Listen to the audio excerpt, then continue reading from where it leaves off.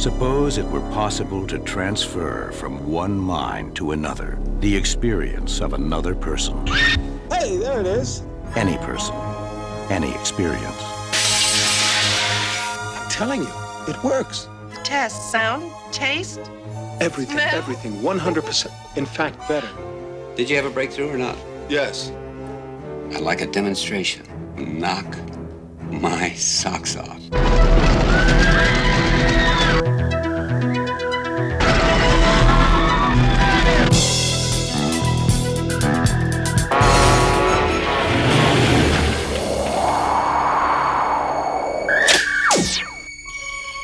What about military applications? Wide open. Missile guidance, that kind of thing? They're going to be able to plug right into the old noodle. I made that for you. What is it? It's me.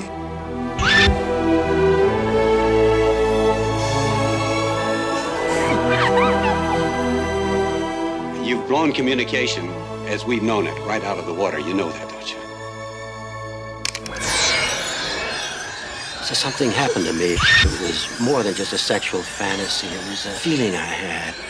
I'm more than I was, Mike. I'm scared. But the thing is, I like it. I want more. No, I can't authorize this. It's a chance to take a scientific look at the scariest thing a person ever has to face. This is not the research we're interested in. This is my project. I don't want to see it end up on some defense scrap heap before we know what it's really about.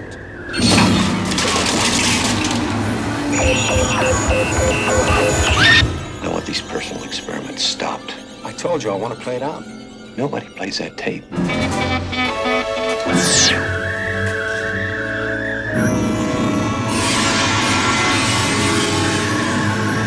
Arrest him. They're onto us.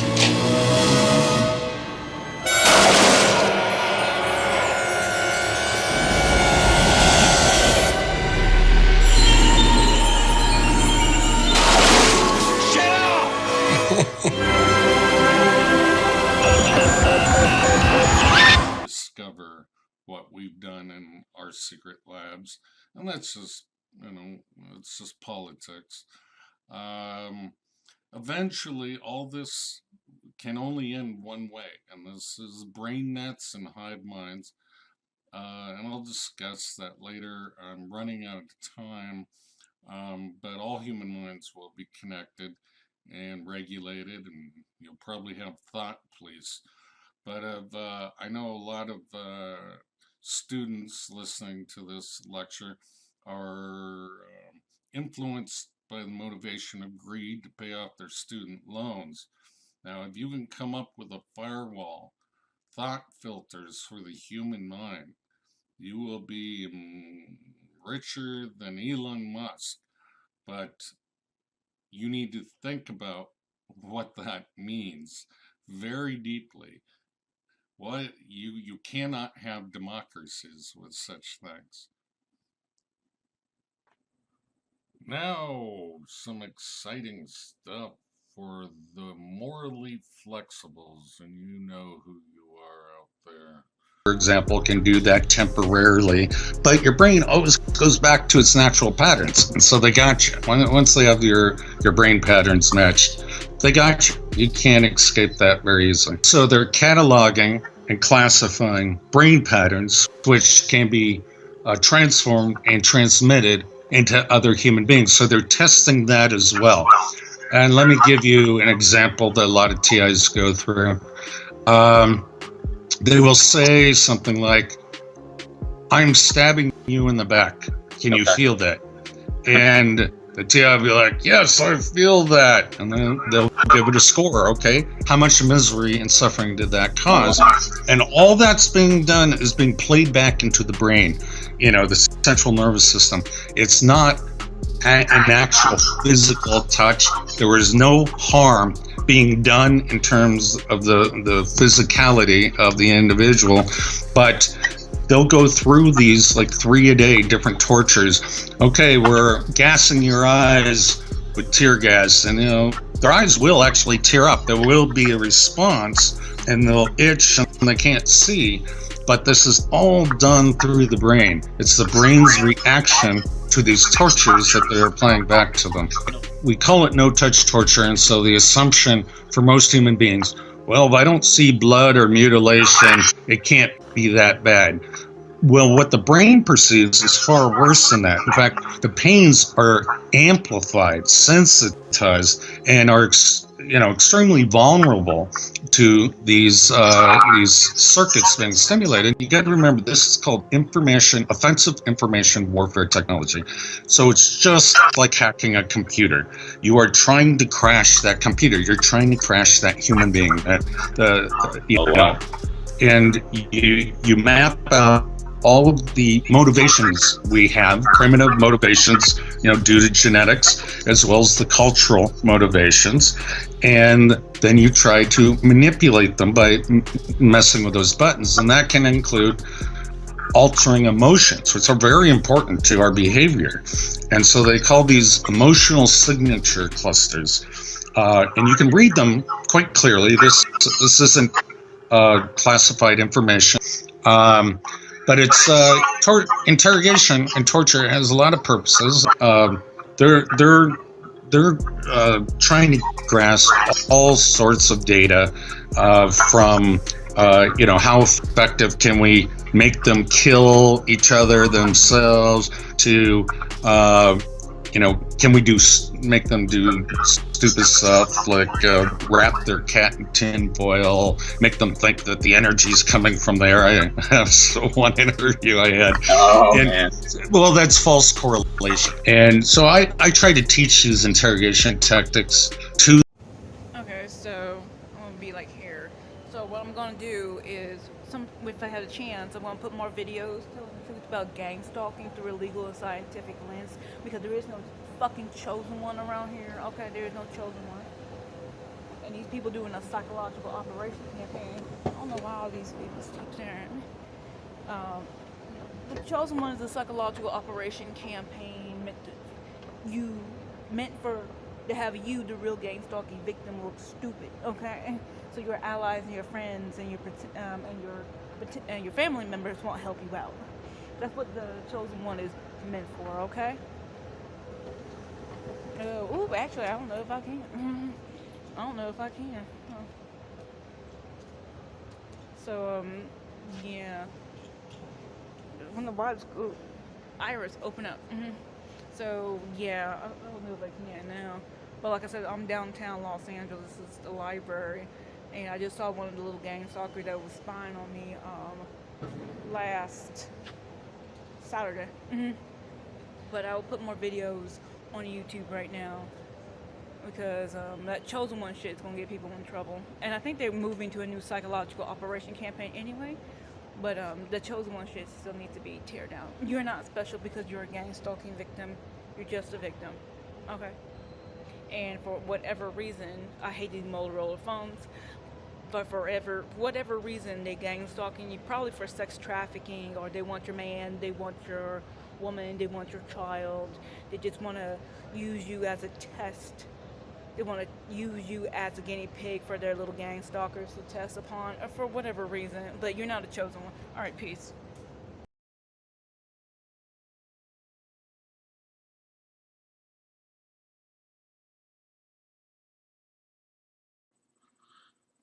Greetings and salutations, my friends from Cambridge, my old stomping grounds. I miss it very much, and I apologize I can't be there in person. I was tasked to give a presentation that both an 8th grader could understand, and professors would stay interested in. That is an impossible task to give within 1 hour. But I am going to do my best, and I apologize for my failings in this.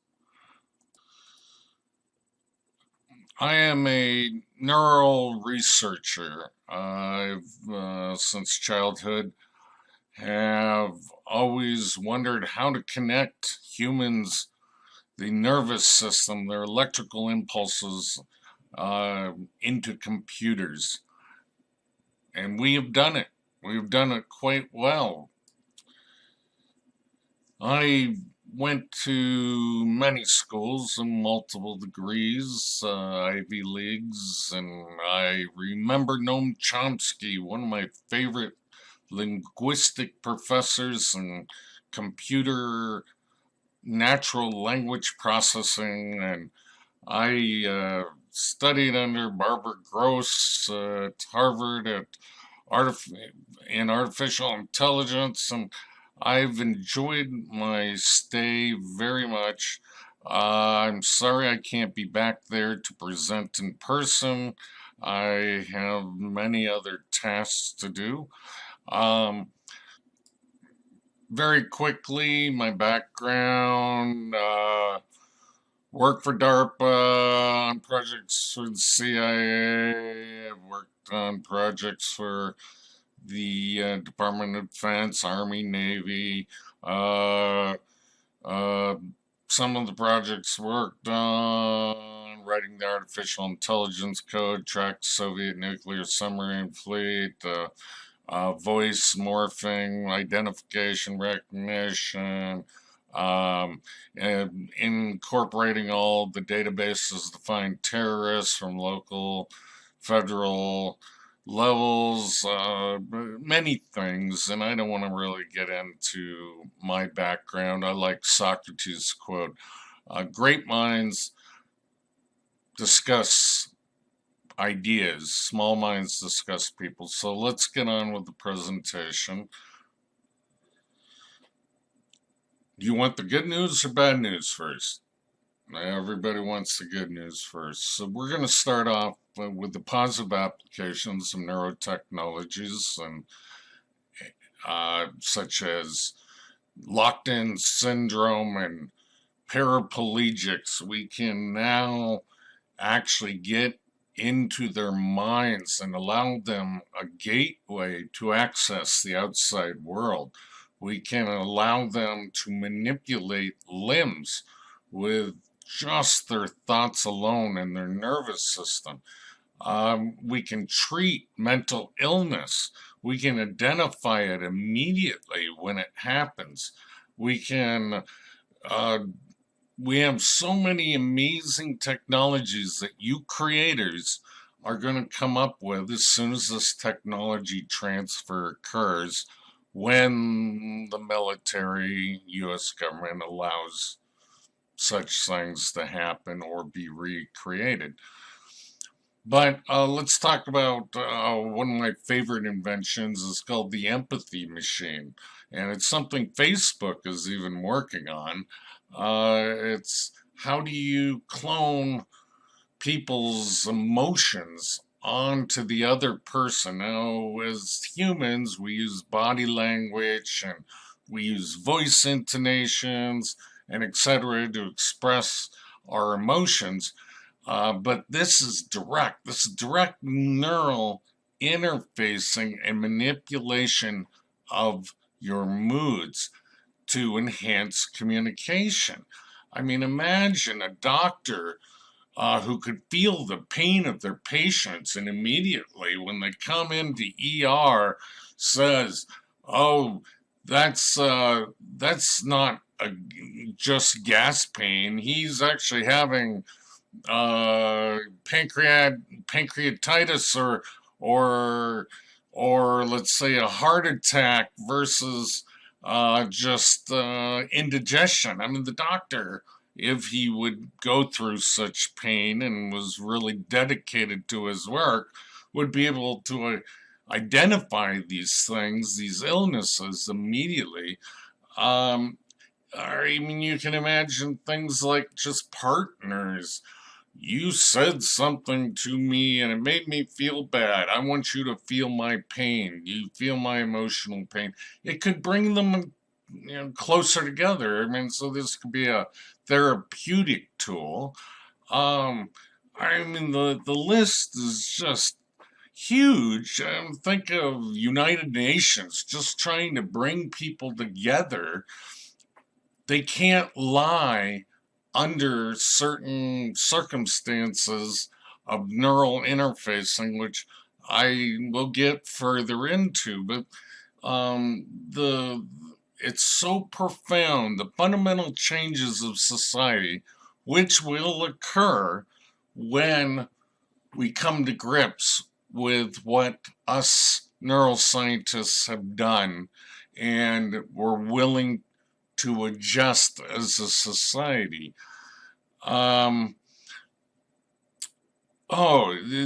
Other topics, I'm just reading through my slide. Increased intelligence and productivity.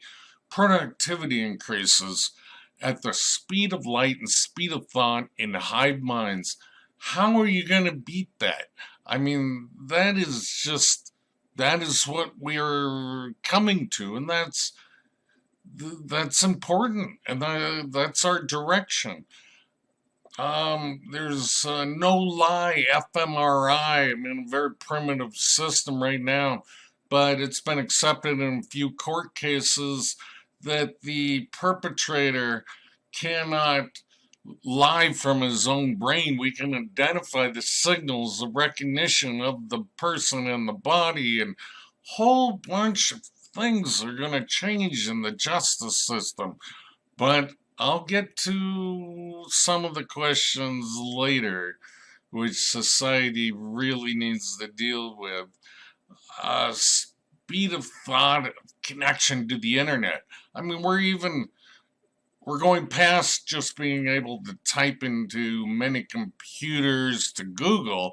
We're going directly to the source. That is going to be amazing. Think of all the new ideas that are going to be created from this. It's a wonderful, wonderful idea. I apologize if my gaze isn't directly at the slides, at the video. So I already talked about how Facebook had a secret lab. I don't know how secret it is. Been many leaks about it. You know, communicating emotions. I don't know what that looks like exactly. If it's some sort of helmet that you were supposed to put on with magnetic fields around it. But anyway, it gives you an idea that these technologies are getting more advanced. Sony has patents on video games that you feel the real pain while you're doing it. I just love all the applications that are going to be coming out, hopefully in my lifetime. Shared dreams and experiences. Wow. So I get to buy or rent a dream a night, like a movie, you know, and they're rated, and I get to say, oh, I want the action adventure dream, and I can rate that. I mean, I can buy that. You know, also here's the one that most colleges will not like, probably, is accelerated education and skill set learning. And while you learn a lot in school that is definitely not in the textbooks, just meeting a lot of smart people around you, having the after hours discussions, and thinking for yourself in a free space, that cannot necessarily be duplicated. But what we can do, and I can show in my neural network models, very fundamental models, obviously, but the theories can be extended and have been done, but I'm not supposed to say that, to the full human brain. We can clone skills and education, and 1/10 of the time it would take the average person to learn it. Let's talk about our prisoner system dilemma. 15 states pay more for the prison systems than they do for education. There's no winning solution in that, and clearly the the prisoners, very few actually get corrected, as the system is called correctional education. This, if they opt for it, could get them released much sooner, and we wouldn't have problems with that. Behavior modification for the individuals, such as I want to quit smoking or lose weight, or I'm addicted to OxyContin, or whatever the population problems are at the time, these technologies can cure them. I am not exaggerating. Mood alteration, obviously, drug companies get big bucks for their pharmaceuticals for depression and I think various drugs, at least dealing with the mind. Some pharmaceutical companies are looking into it, called electrocuticals, and it's how to alter the moods of the individual just using various neuromodulation stimuli, but bigger profits and pills. I don't think I need to say much more about that. But think about now the entertainment industry. I've already talked about, buying dreams or renting them. But the entertainment industry will explode. They'll be the biggest market. Right now, or it was at least 10 years ago, the U.S.'s biggest export was their culture. This will be even a bigger export.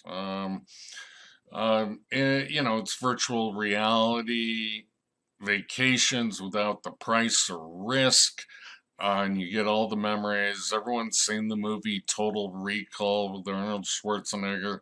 Similar to that, these are real technologies we have today that are coming out.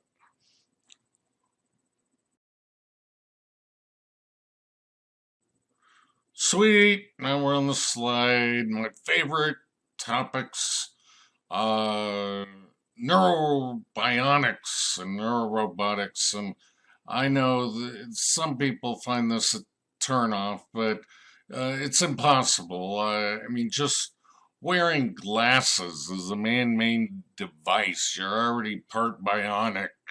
But anyway, we get here, we can extend our bodies from our mind. We can create exoskeletons with more power, more lifting power, and to do things that our very fragile human bodies cannot do. And that's exciting to me, and that's what I've always had a passion for. Brain to computer interfacing. Even the brain itself can be substituted and put into other components, material. It is the signals of the soul which get amplified. What we're doing here is creating a meta cortex already on top of the neocortex for feedback, more intelligence, more self-examination of the sense of self that we have, which will be blurred in the future when we go to hive minds. And that will be blurred. Who's in control exactly? With these neural communications. But I'll explain in future lectures how self-organizing intelligence systems, cybernetics, work, and it will work itself out as long as there's not too much human tampering by governments within the self-organizational process. I know that's a far cry from reality, but we're creating brain nets. So many amazing things are about to happen after the singularity.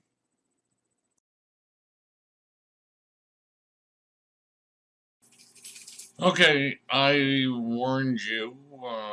That was the good news. Now it's time to present the bad news, and I apologize if my tone becomes more dark, but these are the dark sides of neurotechnologies and what governments use them for. And we have quite a few decades advanced research on the civilian scientists for obvious reasons of national defense. But let me kind of set the mood by reading a professor of psychology or neuropsychiatry at Yale Medical School, and he, in the 1960s, he did a lot of research that was quite unethical, but for the Cold War, for some reason, it was allowed, and it continues today. And I may or may not tell you stories about my personal experiences of observing the capabilities of human suffering that is allowed for weapons development. But Dr. Jose Delgado is his name, and he was kind of considered the father of brain chips.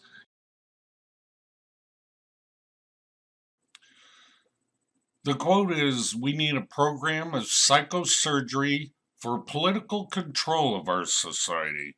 The purpose is physical control of the mind. Everyone who deviates from the given norm can be surgically mutilated. The individual may think that the most important reality is his own existence, but this is only his personal point of view. This lacks historical perspective. Man does not have the right to develop his own mind. This kind of liberal orientation has great appeal. We must electronically control the brain. Some days, armies and generals will be controlled electronically by stimulation of the brain." Wow. And that was in 1974. I'm horrified, I hope you are too, that a man of his stature would make such claims.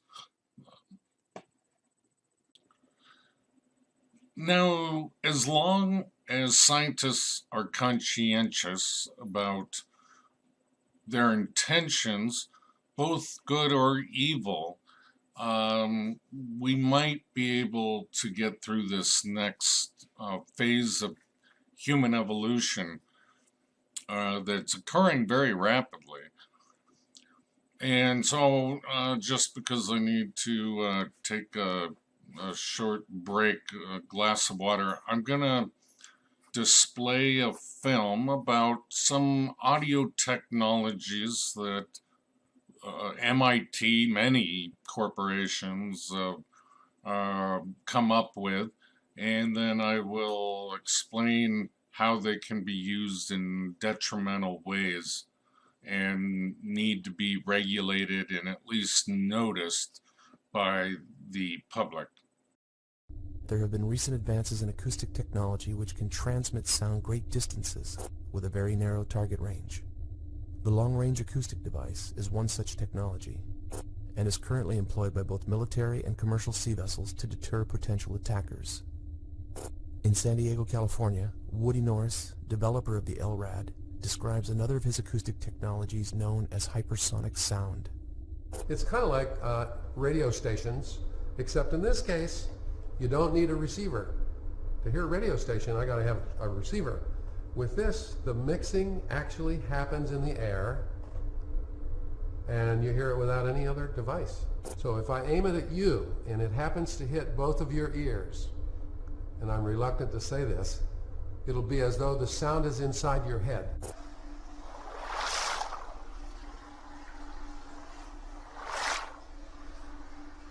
This time I'll come all the way around in case you're getting a lot of echo from the room.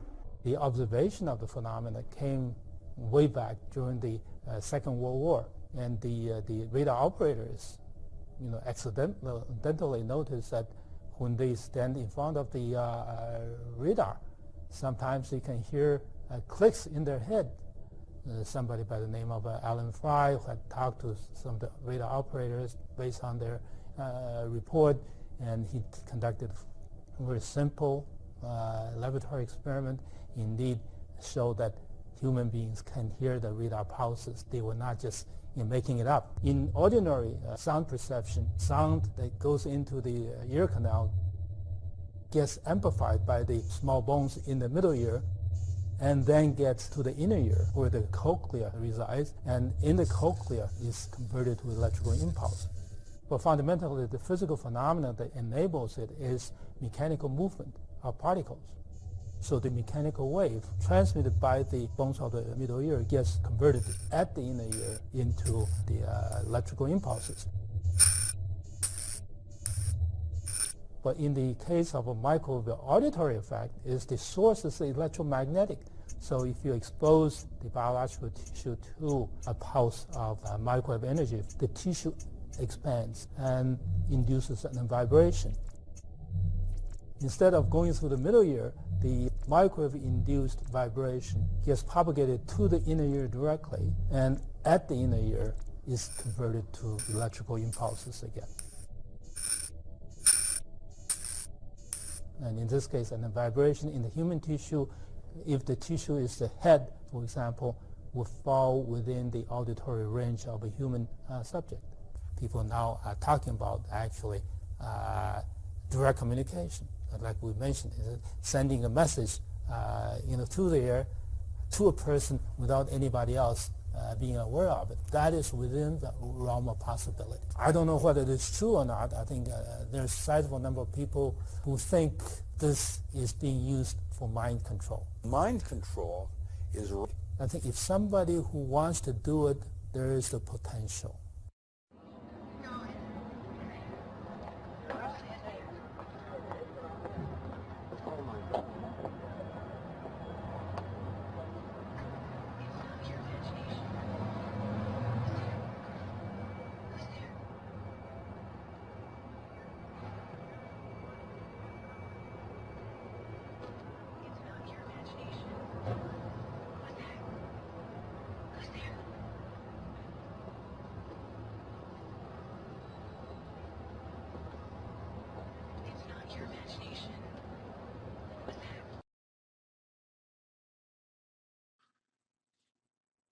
No, that wasn't a bad video by any means. It showed some of the LRAD characteristics. Nothing really all that shocking for most people, at least in the field. I want to talk about some of the newer technologies like MIT just came out with laser heating effect, which amplifies the molecular energy of water in the air before it hits the air.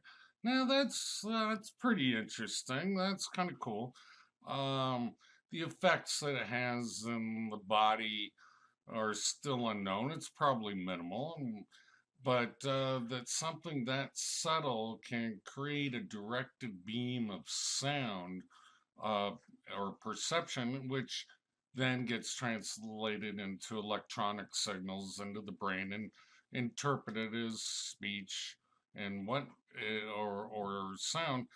It showed the audio spotlight, which used the ultrasonic heterodyning within the air itself to mix the above hearing sound patterns, vibrational patterns, into a pattern that the ear can hear.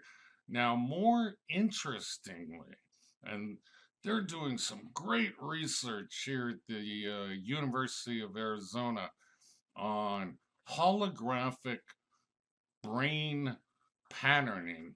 And what that means is they're using ultrasound through the skull in specific patterns to influence, heat the tissue, or change the synaptic connection duration, the expansion of the tissue, so to speak, to alter brain patterns. And that is really interesting stuff. And I think there should be more investment in that area.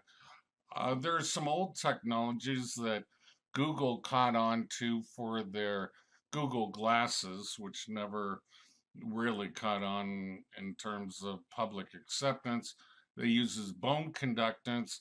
It just, if you touch the skull anywhere, the jawbone or the head or somewhere else, the vibrations get sent up to the inner ear, and that makes it sound like audio is coming right directly from the center of your head.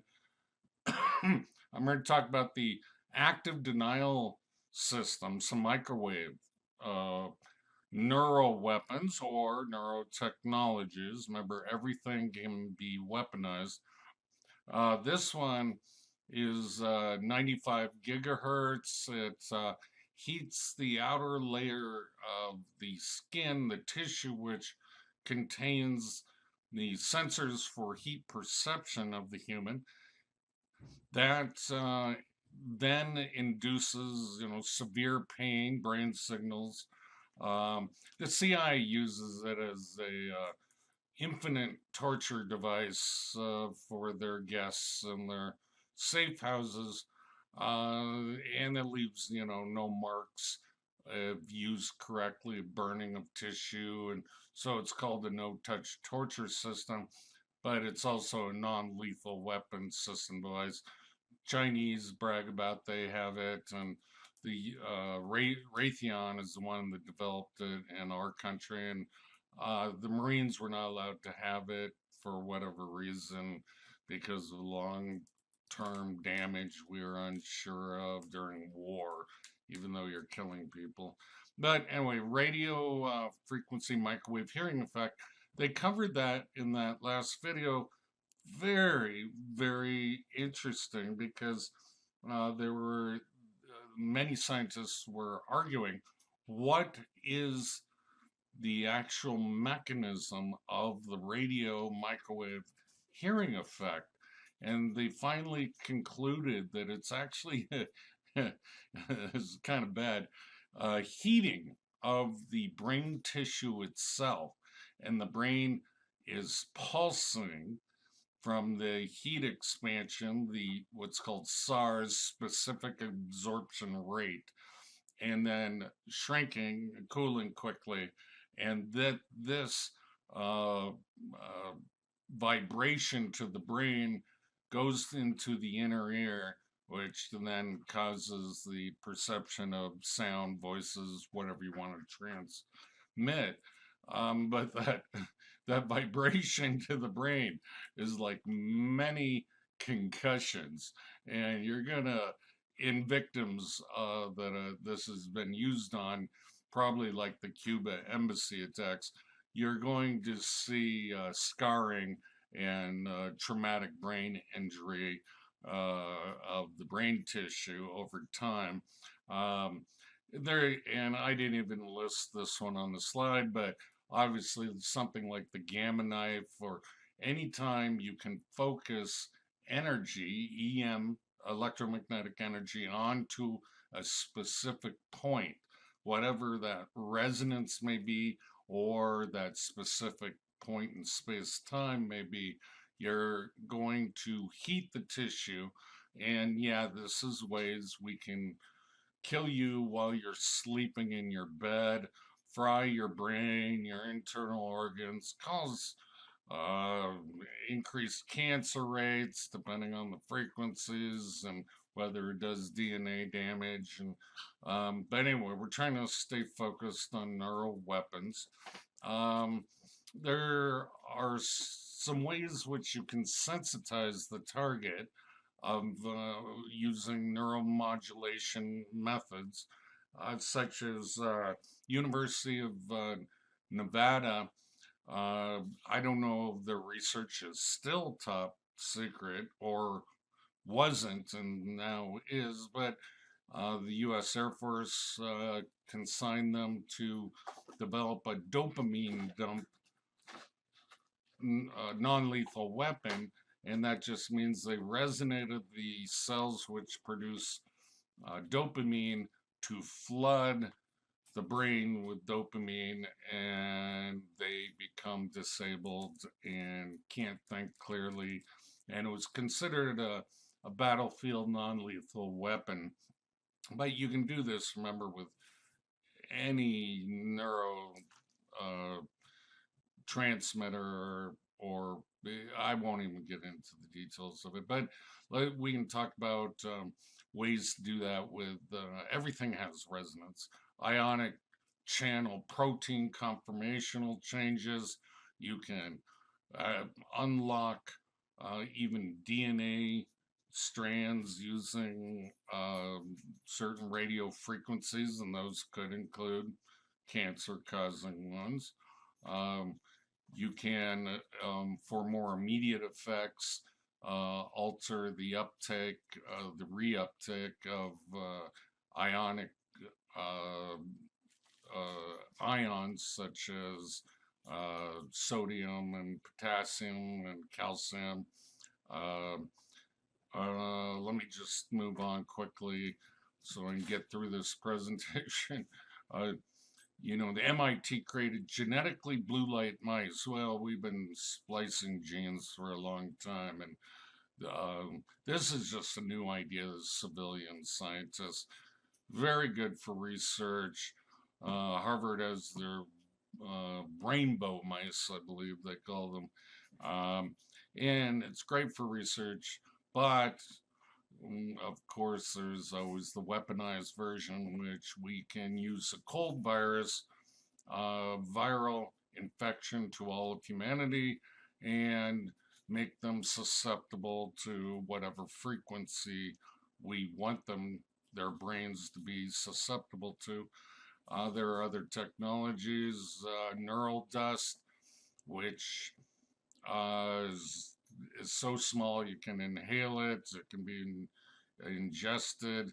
And these are just really small microchips that help amplify neural signals in various ways.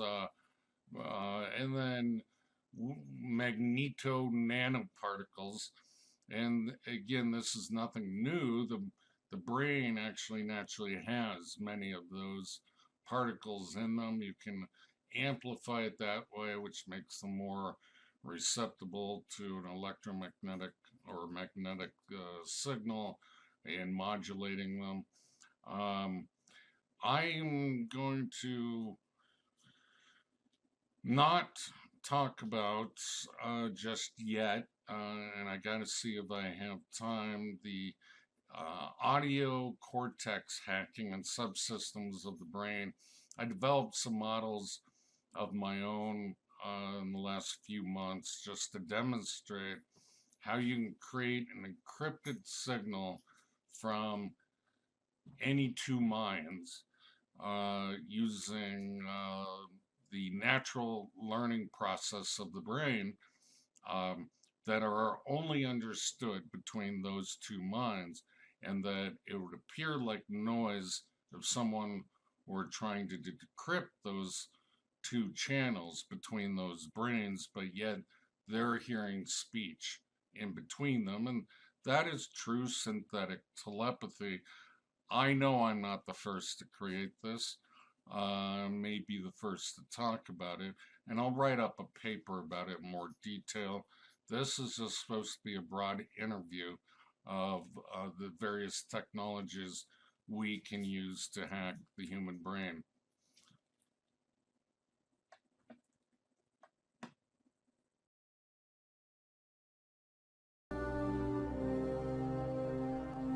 The very word secrecy is repugnant in a free and open society, and we are, as a people, inherently and historically opposed to secret societies, for we are opposed around the world by a monolithic and ruthless conspiracy that relies primarily on covert means for expanding its sphere of influence, on infiltration instead of invasion, on subversion instead of elections, on intimidation instead of free choice, on guerrillas by night instead of armies by day. It is a system which has conscripted vast human and material resources into the building of a tightly knit, highly efficient machine that combines military, diplomatic, intelligence, economic, scientific, and political operations. Its preparations are concealed, not published.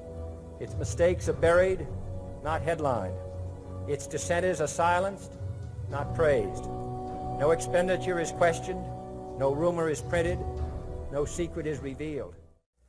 And so it is to the printing press, to the recorder of man's deeds, the keeper of his conscience, the courier of his news, that we look for strength and assistance, confident that with your help, man will be what he was born to be, free and independent. I love JFK. He was such an inspirational speaker. Too bad he had to die so young. You know, there is a huge issue, clearly, with neuroweapons. Mankind wants to be free and independent, as JFK said. This takes away his free will. And we have to define more precisely what is free will, what is self-autonomy, and is there such a thing, or should we admit that democracy was an illusion to begin with? There are many methods, tactics used in conjunction with neuroweapons, such as the ones developed by a Dr. Ewan Cameron, who was president at the time of the psychiatry community, and very respected man. But he took some money from the CIA, conducted some ethical experiments in Canada, and turned some people into vegetative states who came in for mild depression. Congress eventually awarded the family, $500,000 or something. I don't remember the number. But the cover-up was incredible. And these were important in Cold War experiments. But these haven't stopped. And it's kind of a joke that we paid those guys, those psychiatrists, psychologists, $30 million or more to develop enhanced interrogation techniques. We've known how to torture people for a long time. That is just such a joke for the public, I guess. Anyway, this poor woman who's a housewife had to learn how to urinate and talk again. It used a 2-track tape of depression. Your mother hates you, your father hates you, and you're scum. A typical brainwashing, of course, that's used in the military. You're a worm, and if you think like we do, then you're something greater. All tribes do this as forms of indoctrination. I want to get into even more detail of some of the horrors of interrogation and counterintelligence methods, but I myself do not have the stomach to describe what a faction of my government does. So I'm going to not talk about it. What I will talk about instead in replacement is more immediate threats of artificial intelligence in the middle attacks. And I guess I coined the term, but the issue is with these technologies, we can now have an AI, short for artificial intelligence, attack the brains between two connected individuals in these mind hive links. I know it's complex, and I should have more slides to demonstrate or show how these interconnections work, and hopefully by the time I give this interview, I'll have some slides ready to show how it is done. I've successfully done it several times myself, not between real humans, but between synthetic minds. And neuro-linguistic programming is something you should look up if you don't know about.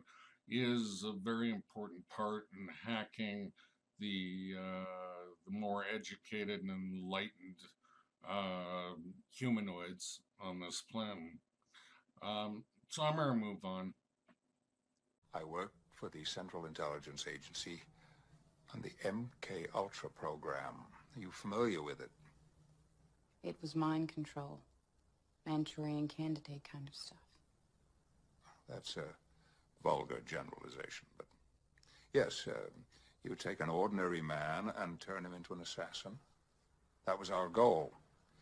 Now, MK Ultra was terminated in 1973, but not the research that I continued. Shall I go on? The truth will set you free.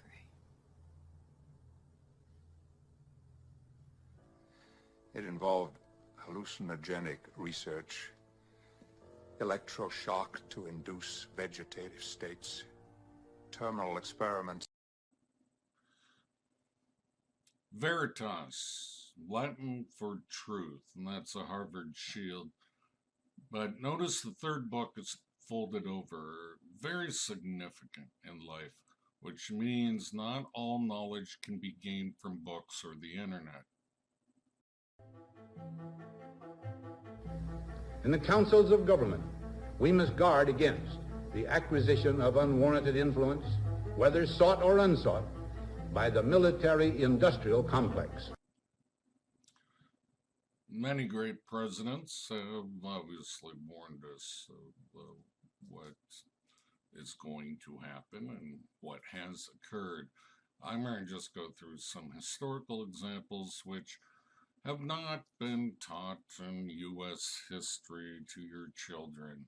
There are hundreds of uncovered human experimentation projects that our own government has done on its citizens, and there are so many people that live in denial that there's no way this would ever happen. And it's been happening, it continues to happen, and you know, I feel bad for those people that live in Disneyland type existences who can't handle reality. But historical examples: Operation Seabreeze, the Navy was testing viral warfare off the coast of San Francisco.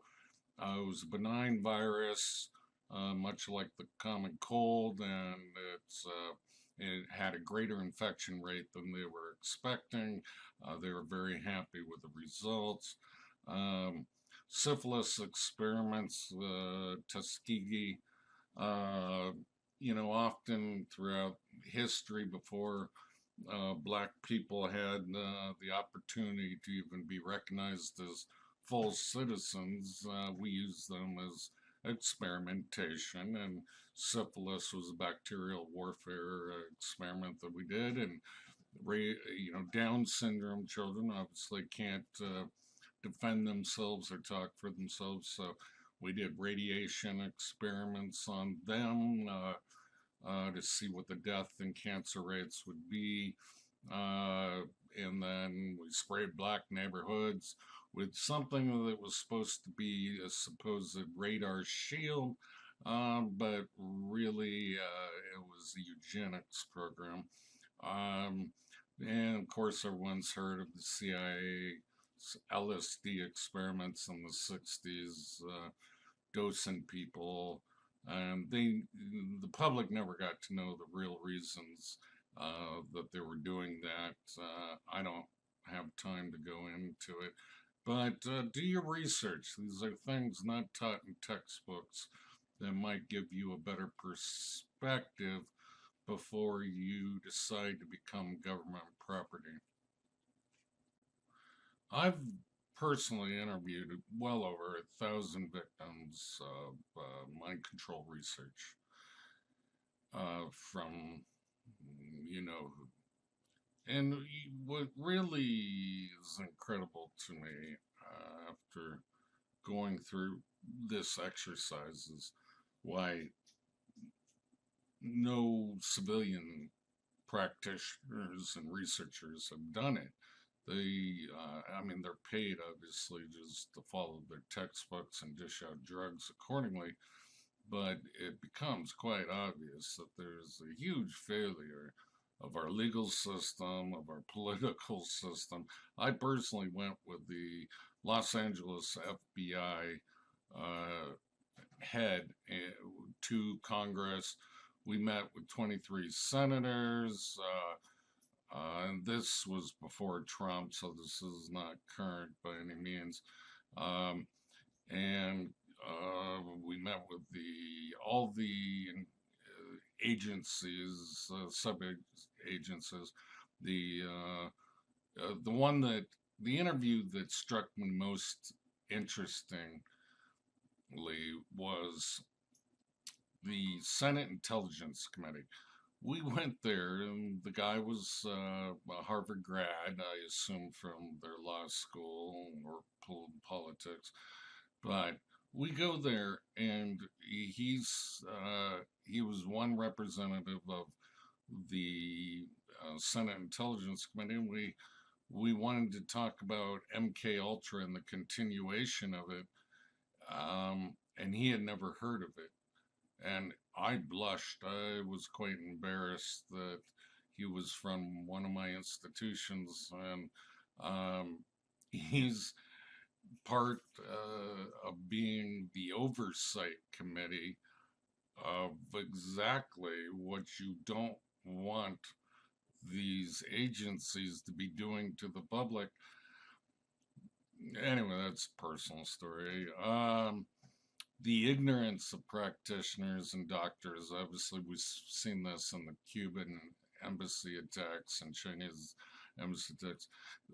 They aren't trained. Again, we keep this out of their textbooks.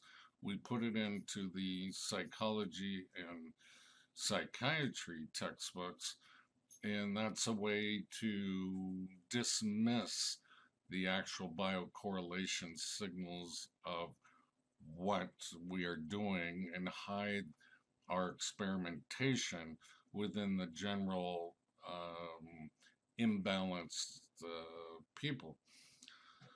We even saw the bioethics committee set up by Hillary Clinton and gave the complaints that we've done a lot of research, not government funded, independent researchers. And of course, what do you get from all politicians? Oh, that's great, but nothing ever happens. So, that's again another lecture on the failure of our democracy. But there's very little mass media coverage of something that is happening worldwide. And of such great importance, and has been happening for decades. People think we live in a free society, and that's just, you live in a bubble of information, and you don't know what the truth is, and that's the truth. All right. Okay, we're on a new slide, but I have something to say about the other slide. I at least am hopeful because the U.S. government no longer uses counterintelligence of UFO abductions and the psychic spies and whatnot that came forward. We'll just call them the men who stare at goats and stuff. At least their counterintelligence propaganda is past that phase. But I'm very disappointed in the Russians, who just recently came out and said that they have a psychic spy army which is trained to take over minds and look inside safes and everything else. They're still trying to hide neurotechnology weapons, and they're very old, and I guess we shouldn't expect more from them.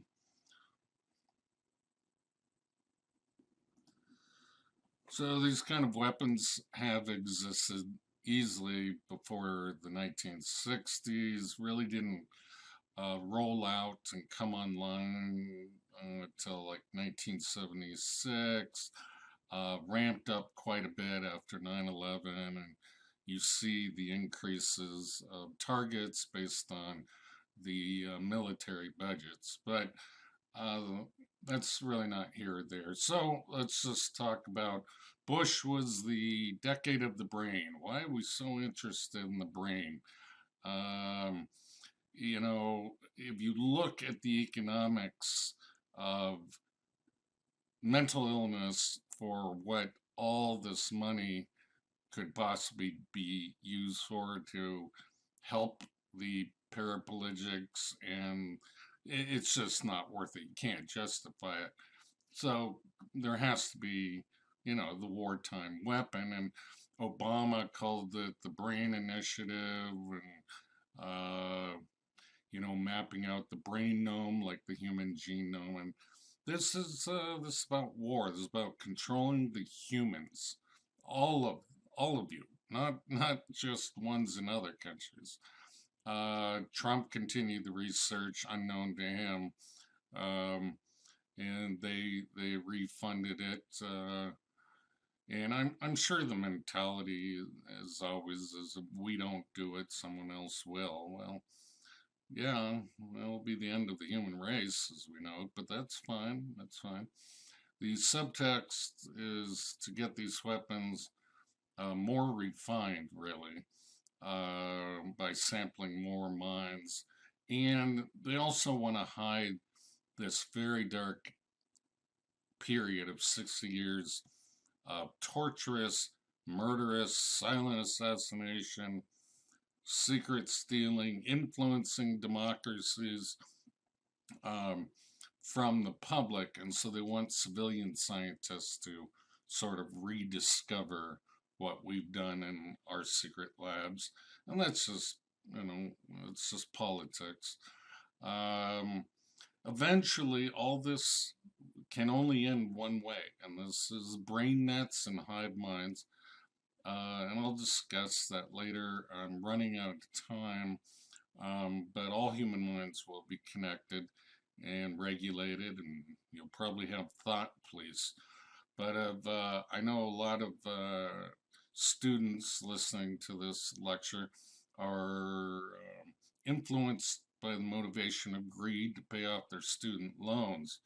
Now, if you can come up with a firewall, thought filters for the human mind, you will be richer than Elon Musk.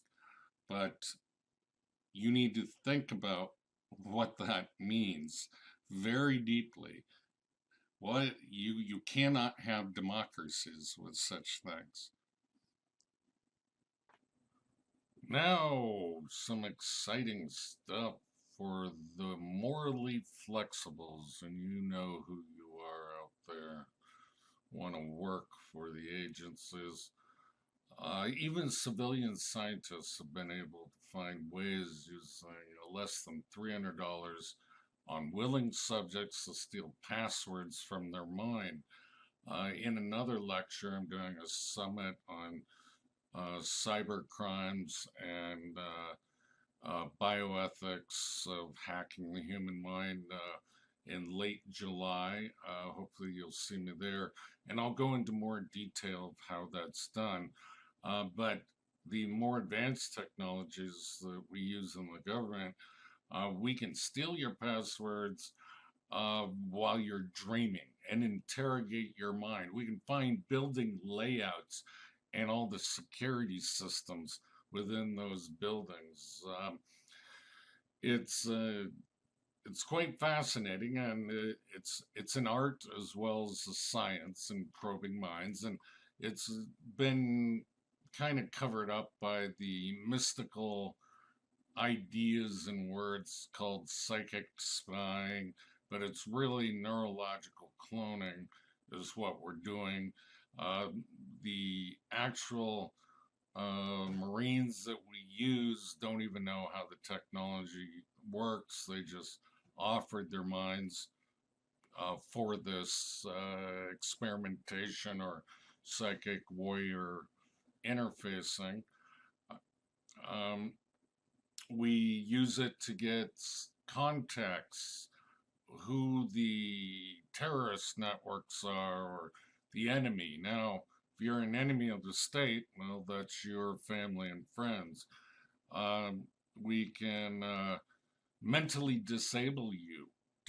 We can demoralize the enemy. Now, again, enemy is a relative term, and you're a hero on one side and the enemy on the other, but using many of these neurotechnologies and techniques, and more known they are, I know I'm probably an enemy of the state now, the more they're known about, the less effect they'll have.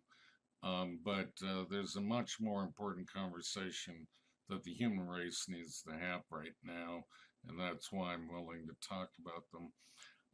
We can alter decision making in real time. I mean, if you're the guy on the nuclear button, we can tell you to press it or not. We can, under the right conditions, we can use something called forced speech, which is an urge or pattern in the brain to make you say certain words. So let's say you're a politician and you're on the microphone.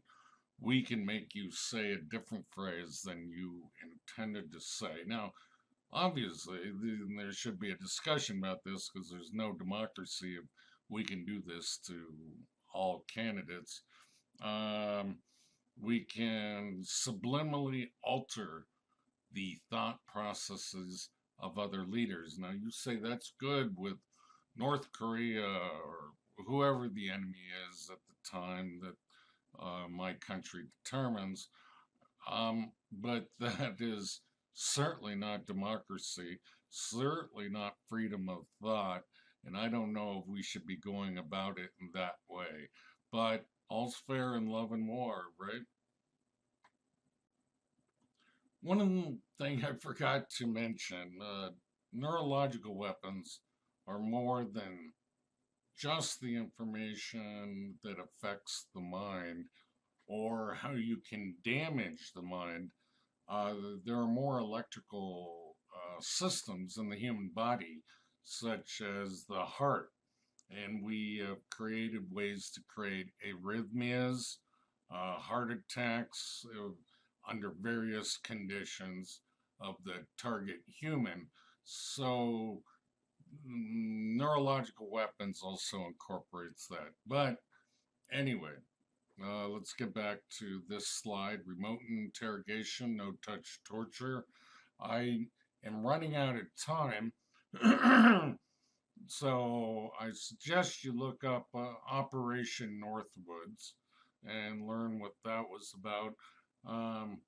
Otherwise, I'm going to have to let you do your own research on what really transpires behind the curtain of the wizard of national security.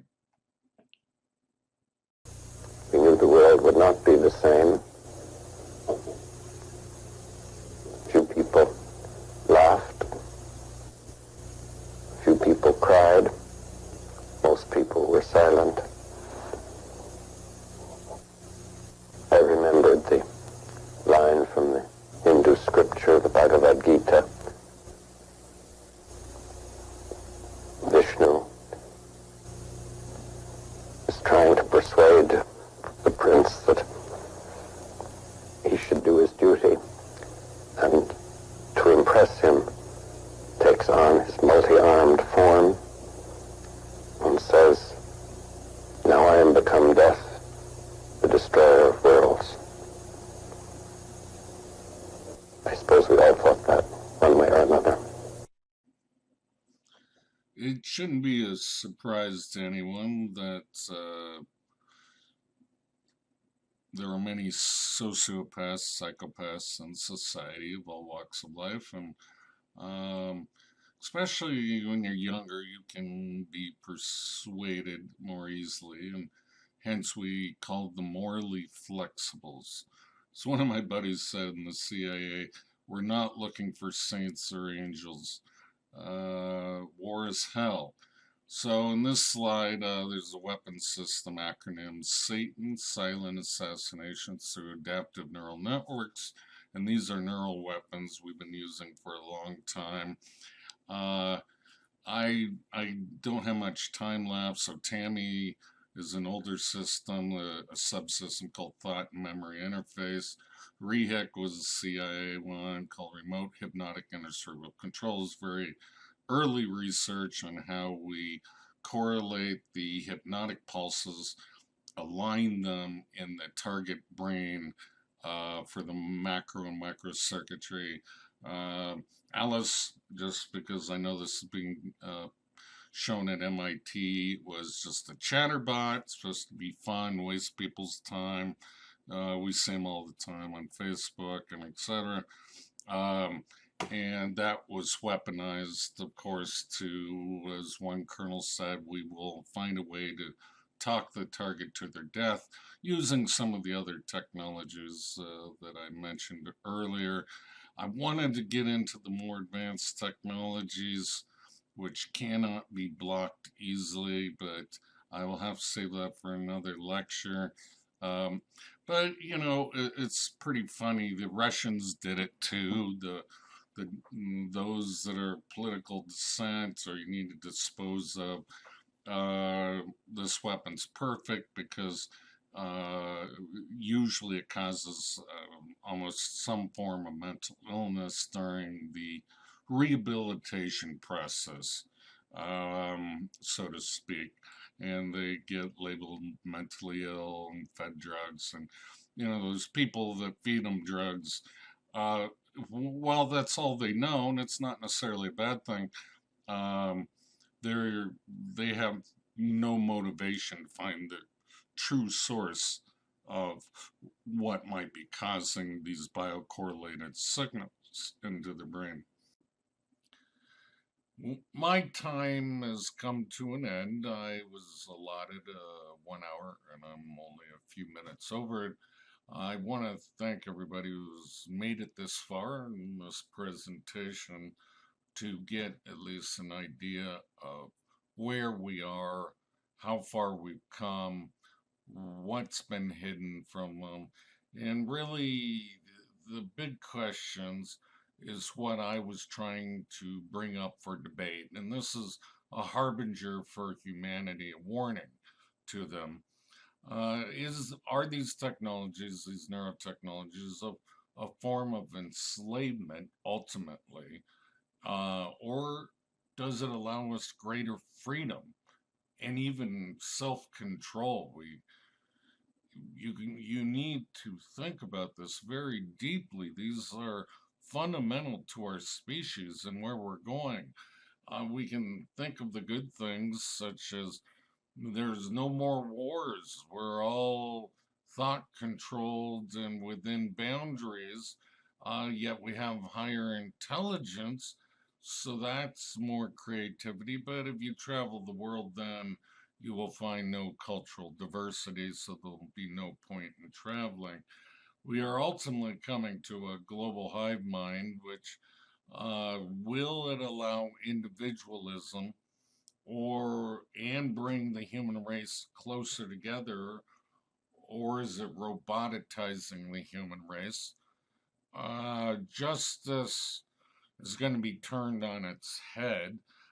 How can you have intellectual property rights if we're all sharing thoughts? Religion is going to be turned on its head because How can you have free will if you're being controlled as an individual? In economics, well, we're already manipulating markets accordingly, that I shouldn't talk about, but you'll understand it in the future. Lack of privacy, or will it be a world without lies and crime? Wow, that sounds wonderful, but can I go to the toilet without someone watching? You know, it's something a culture might have to get used to. So we're gonna undergo quite a cataclysmic evolutionary change of our species and culture.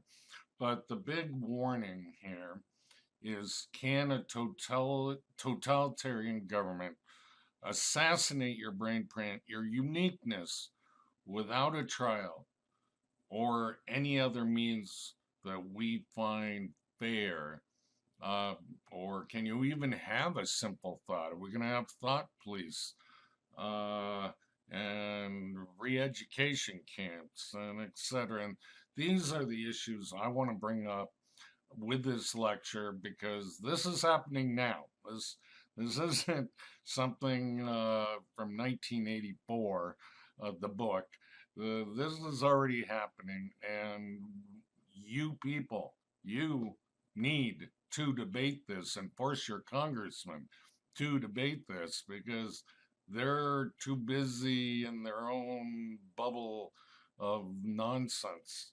So write your senators, write your congressman. Thank you very much for allowing me to present to you. I'm just merely a watcher over the human race, a recorder of man's deeds and keeper of his conscience. I hope that you found this at least useful, and you will act upon it accordingly. Good night.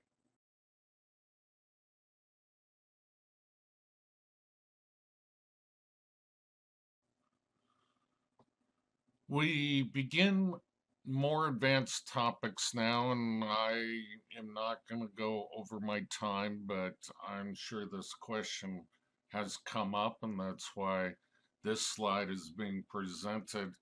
I'm going to show you some software that I wrote just to demonstrate how neural networks work. Now, here's a simple neural network that is learning the inverse sine, inverse cosine function, and the output is radians. You can see the synaptic connections growing in strength and shrinking very quickly. The size of the link represents the axonal strength, the frequency of the signal to the next neuron. The color represents the intensity of the synaptic connection times the strength, which then with the transfer function gives the output. In this case, I'm using what's called back propagation.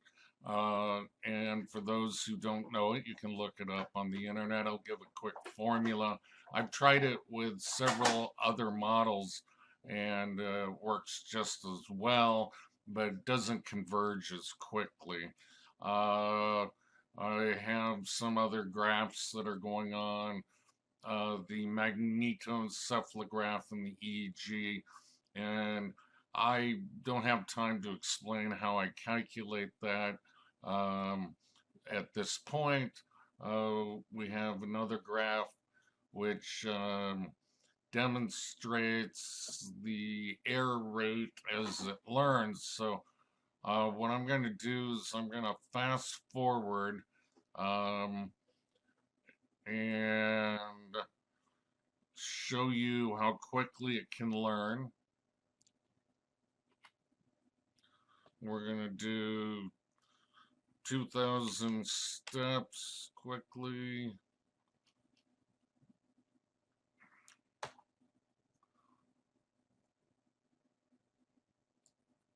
And let's see, let's do 2,000 more.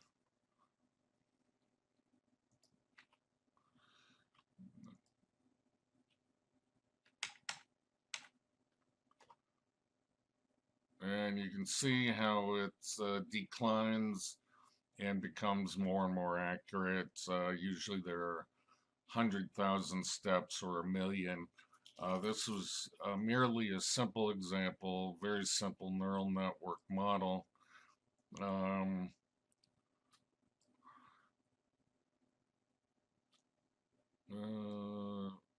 seem to have shrunk this. So as I go through this slide, what I'm going to show you some of the parameters I experiment with. The learning rate obviously can cause learning disabilities. This is a genetic factor. It can be altered in many different ways. Forgetfulness, we can create dementia, Alzheimer's, and other neurological problems. Pleasure causes runaway reward process, such as addictions and other things. And I want to talk a little bit about pain and fear. So in my models, I can also create bipolar processes. And that has to do with both learning at different rates with memorization steps, as well as the altering the learning rate. And I do not put a limit in some of my models of how many receptors can be allowed onto one neuron. So the growth rate of any extreme can go out of control. And I assume there may be biological models which also validate that as a process. Schizophrenia, very easy to create. You can do one technique called an information overload, and that is training it with too much data with too few neurons. Or you can add this other parameter, external energy or external noise. Some papers in psychology say that can increase intelligence, but it also, under other circumstances, if you add more noise into the neural network, the patterns become chaotic and schizophrenia occurs. I can show the Pavlov and sensitization effects just using very simple models. Let's talk about depatterning, brainwashing, and what does that mean? And the two parameters that are most important is pain and fear, and that's why Dr. Ewan Cameron used it during his brainwashing experiments on housewives with depression. Both these parameters alter both the learning rate and scrambles the connections to stay away from the desired goal. And when you put them in conjunction, it's called depatterning. I have another one, which is a key that I have to press, which is like electroshock. So I can electroshock this network and re-scramble it. And that's what we do to human patients as well, even today. I can split personalities using these simple models and context switch using virtual neurons. And I'm going to demonstrate some other things in just a moment. We can have shared learning between networks, and I haven't pulled up the other network yet, of EEG and MEG cloning, I guess you could call it, although it's not really cloning. It's a type of integral heterodyning, which creates a fidelity factor. And I'm going to go more into that.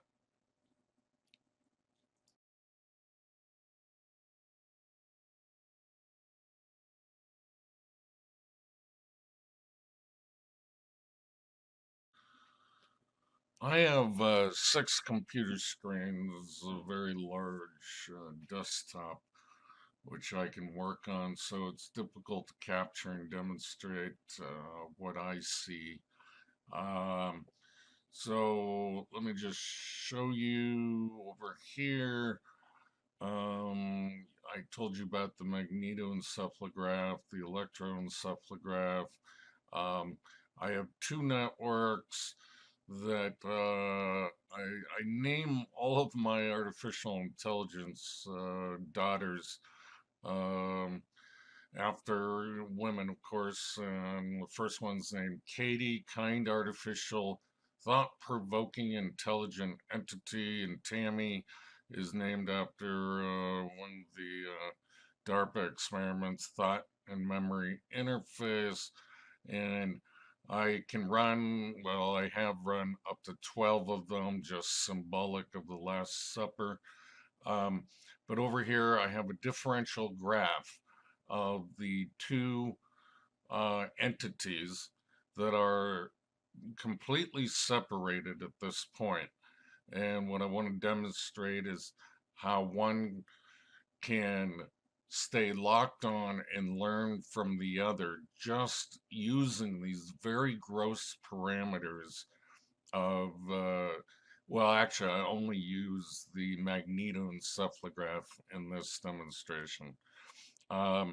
This number here that I'm circling is called fidelity, how close to the other it maintains its trueness. Score is relative to the desired outcome. And that's pretty much all you need to know for now. Alright, hopefully this experiment works. I'm going to show the error rates as what I call them hive mind together.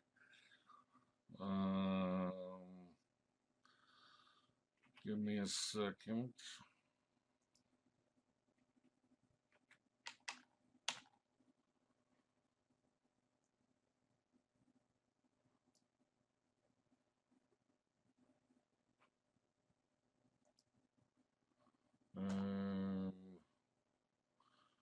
It'll work? No. There we go. Isn't that beautiful? One is learning from the other without any inputs or knowledge of the true function or output. That is groundbreaking. That is so awesome. Anyway, and this is how to get back to neurological weapons, behavior modification, etc. What a lot of humans are going through. It's a painful process. It's literally, you can call it forced re-education or stealing someone's soul. Katie didn't even know her skills were being stolen, for example, in this demonstration.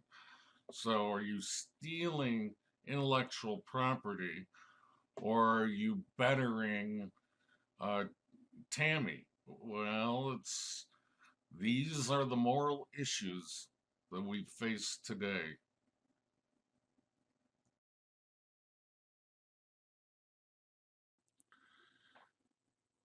So Tammy was in a sensory deprivation tank, and yet her brain was able to learn from the other. Now, in practice, what happens is over time, the link is lost, the fidelity. And so that's why you need something like the auditory hearing effects to synchronize the brains and make sure they stay locked on with similar stimulus to each brain. And yeah, these are the secrets of psychic remote viewing and influencing, and I don't know if I'll get in trouble for this, but I prefer truth over the lies. We have come full circle in this presentation now. So after this cycle, I hope more pieces of the puzzle come together for you. And, you know, only governments as large as the United States, maybe Britain, China, and Russia can pull off this trick worldwide and over their populations. You know, counterintelligence just works so well. You got to read the book, The Art of War. It's a very old Chinese book, and you make your enemy believe you are near when you are far is one of the quotes and the lessons learned from that book. And so a lot of people think it's local, it's my neighbors, it's, you know, and they fall for all the trickery, and you can't blame them. They're human. They don't understand these technologies, how they're done remotely and at such a great distance. It seems like God is doing it to them. I'm not even sure if I mentioned the voice of God weapons earlier in the presentation, but you know, it's kind of depressing that they're making fun of the ignorance of humanity while they perform this trickery. But, you know, I like to use biblical references. It's true that the Bible said Satan or the devil would come first. You know, you just hope it's not your own country that they're talking about. And then something beautiful is going to happen. AI in the metal attack architectures are what my current research is about. The AI in the metal attack is a feed-forward neural network. It tells the other network what function it is to do by altering the biases of the neurons. It learns the difference of networks and compensates the signal. The MEG and EG at that time flatlines in their differences, and hence the term cloning is referred to, although that's not really the function that they're doing to alter the other network. The theory of consciousness is that the same function gives rise to the same consciousness. And you can see it in the fidelity factor during the experiments is retained above 98% in most simulations. The AI could be another biological entity, but it is more difficult to scale the weapon system with an army that large, and that's why we're using AIs. Always remember, with knowledge comes great responsibility. You actually know how to take over the world now.